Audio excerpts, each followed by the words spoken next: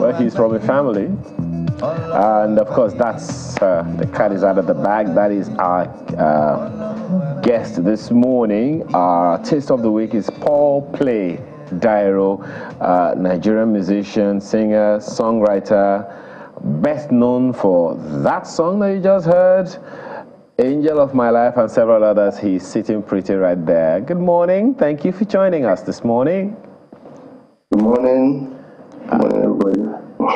Why are you sitting down like a gentleman? I am. Why is he so tickled? Paul, good to see you after so many years. Good morning, ma. What happened to your hair? My hair is there. I packed it. I didn't want people to scold me. You are an artist. Come on. Take that cap off. No, I know. No. Okay. Don't worry, we've seen the thing. My pastor will be watching, so. All right. Tell us, there are those who when, my colleague and I were talking behind the camera, was like, where's Paul been all this while? So, where have you been?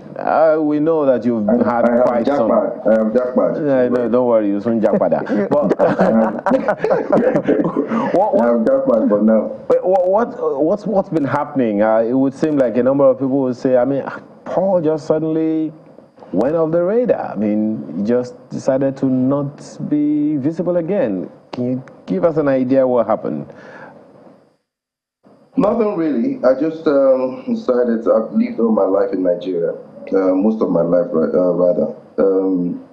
It's just a change of making different decisions and actually trying to be with my family, because most times I'm always in Nigeria. My family is in the UK, so my children are in their formative years. So I think before they grow old and get married, I think it's better. Nigeria is always the best place for me to stay, to live in, but all my family members live here, so I think it's good to be with my children, raise them properly, be a father rather than being just a musician. So I think the next 3 years I should be with my children, and Nigeria will always be a place that I want to live in, because I'll be back very soon. But this is mainly because of my children, yeah. So you help them avoid all of that peer pressure we were talking about earlier. Now, a quick one. No, what? The peer pressure in the UK is another kettle of fish. Oh, really? You don't want to know. It's Paul, over here as well. I hope none of them is trying to change their sex. No, I don't imagine. No way. I know the peer pressure here is also as tough as it is in Nigeria as well. But it's the woke mentality is actually making a lot of creating a lot of controversy around here. So. Okay, perhaps that's really the subject of this conversation, Paul. I see on Facebook and a number of other platforms that you're trying as much as possible not just to keep abreast of what's going on at home, but also to follow your industry, the industry that you've been in for so long. What's been your impression? I see that some of the things that you put up is just to drop some corrective nuggets here and there. What are the issues for you? The Nigerian music has gone global, no doubt about it. So what are the things that you would say are unique that we need to give attention to so that the industry, the music industry, can remain as forthright, as forward-looking, as developmental, as influential as it has become? Well, it's been a long journey. I actually posted something yesterday about my conversation with one old man, elderly person, 2003, and he actually confronted me and said that myself and my colleagues are trying to destroy music in Nigeria, and we're mixing traditional music with foreign music, which is what we call Afrobeat today. But if you look around you now, if you look at the environment and look at the world entertainment scene, you see that Afrobeat is really growing and is big worldwide. So I think we that they call the OGs really work for this industry. We tried our best when there was no money, when there was no support, when there was no encouragement from corporate Nigeria. We're always going ahead, going at it and doing our things. But now, there's so much to be made. A lot of revenues are coming in via DSPs and the rest of them. So I don't think that there's really much to do in terms of changing the format. But what we really missed in the industry that we didn't have a strong structure.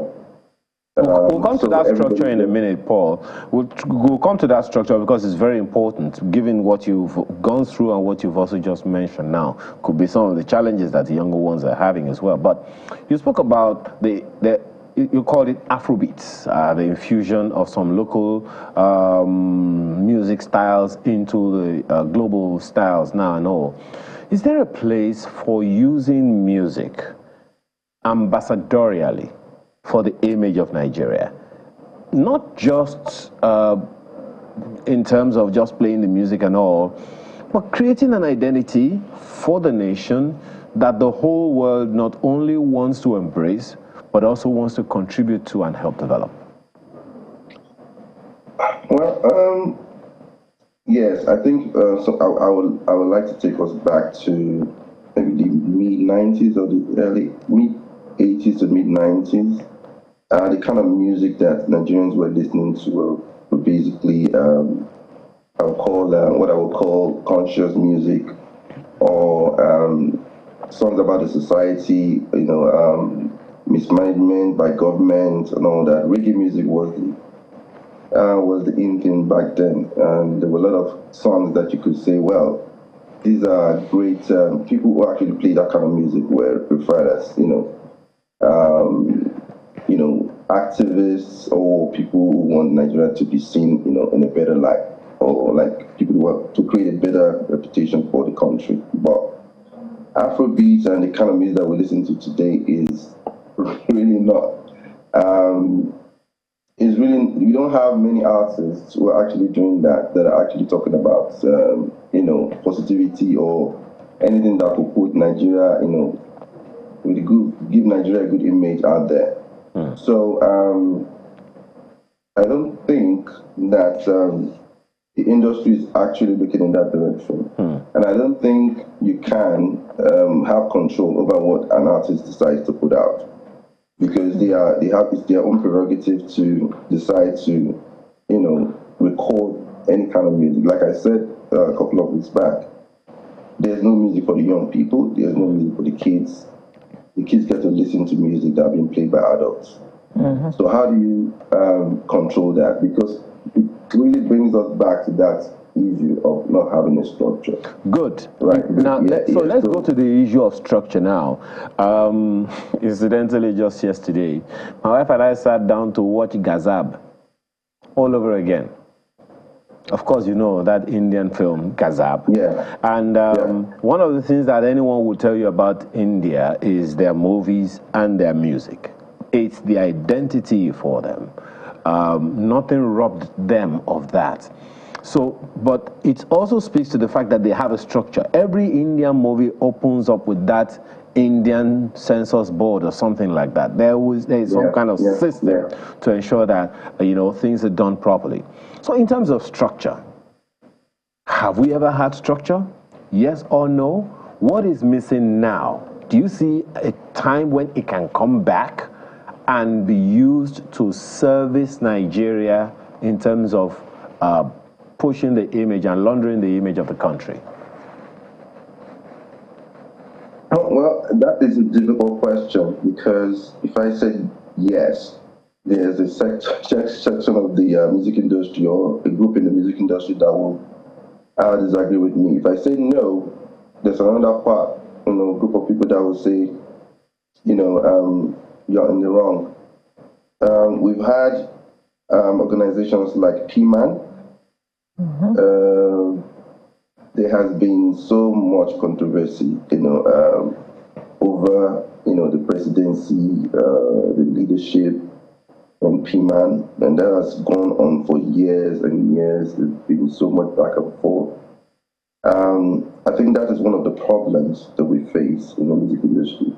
We've not been able to have one house where everybody will come to the table and actually, be united and discuss our issues, and also try to forge, a way forward, and also, deliberate on things that could impact the music industry positively. That we have not been able to do. Well, I guess that PMAN is really, sanitized, and there's, everybody comes under that umbrella of PMAN. I think it will be better for the music industry. Also, we also have the issues with collecting societies. We have the COSN, we have MCSN, we have, there's so much disarray, right, in the music industry. There's so much inconsistency, there's so much, I'm not seeing anything that can point at professionalism when it comes to the music structure in Nigeria. So that, I don't know how we're going to fix it. In Nigeria right now, we have a president of PMAN, which is Pretty, who's been doing great stuff. I've been watching what he's been doing, and I'm a member of PMAN. But there's another group of people who are not really with him, who are against what he's doing, who feel that they can do better. So as long as we continue to, find the embers of this unity in the music industry, we now move forward. So that has to be taken care of. I don't know who's going to come out there to mediate. Well, at least it's better to have something than have nothing at all. So let's just hope that that will be taken care of. Just before we go, what's Paul Play up to now? What are we to expect from him? I'd say he's been too quiet for a little while. I've been quiet. If you're talking about album releases have been a bit quiet. I've not really done anything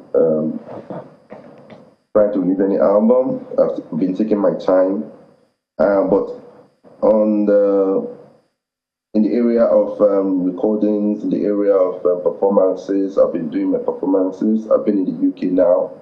I've done close to like 7 shows in the UK. Wow. The top of the shows I actually did was in Holborn, Pizza Express Live, which is one of the biggest platforms for renowned musicians and popular musicians all over the world. So I've done so many other. I've done Belfast, I've done London, I've done Ireland. So I'm doing my stuff on the. I've also been doing weddings and other engagements as well. So, but on the mainstream, I've not actually taken my time to sit down to do that, because I've also I've been looking to other areas. I can't. I'm the kind of person that I like to explore other areas. Because I'm not getting any younger. I'm also into. I have a foundation in Nigeria, DC Foundation. I have a company called This Regimen in Nigeria. We're into mental health. So basically, that's what I've been doing. Just trying to take my time. But I hope to release a gospel album very soon. That'll be my next effort. So I think. So Paul, high time. Paul, you've had all these shows over there. When are you coming to give us a show at home? We miss you. When they pay the money, when my account is due back, why am I not surprised? I agree. Why am I not agree surprised? with you. Well, thank you, Paul, for the privilege of having you this morning. Thank you so much for letting us know that at least.